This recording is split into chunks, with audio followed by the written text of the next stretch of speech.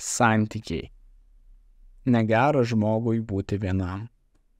Pradžios knyga, 2 skyrius, 18 eilutė.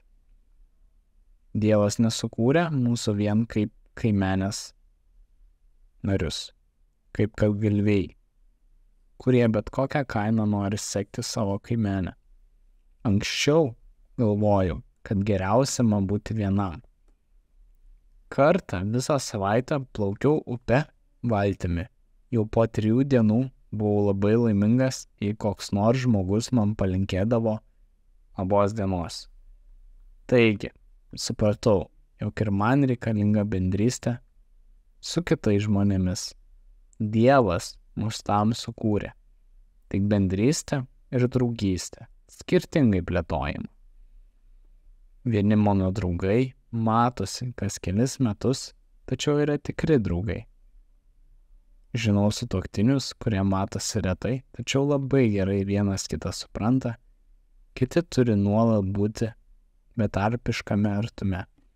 Deja, mūsų visų santykius trikdo viena didelė kliūtis. Mes visi esame daugiau ar mažiau sužeisti žmonės. Kiti vis įlipa į mūsų jautrias vietas, o mes įskaudiname kitus. Jėzus nori mus gydyti, grąžinti sugebėjimą giliai betarpiškai bendrystei, kad kiti mūsų negalėtų įskaudinti.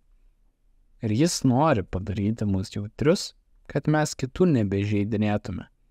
Jis trokšta, kad mes leistume ir jis galėtų mus gydyti.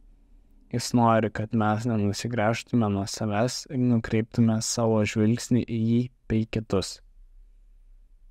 Jėzus nori dar daugiau. Jis nori, kad mes taptume pajėgus būti vieni. Vienatvė mums yra didžiulis iššūkis, todėl jis pats nori būti arti mūsų. Gyvenant drauge, su juo dingsta vienišumo jausmas. Jis su mumis kalba, o mes su juo. Net jei mes jo ir nematome, bet galime jausti jo artumą.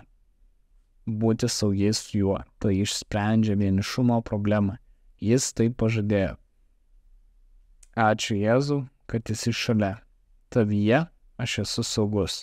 Tu esi mano geriausias draugas, kuriam galiu išlieti savo širdį.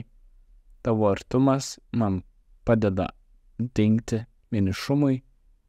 Kaip gera, kad esi man toks artimas.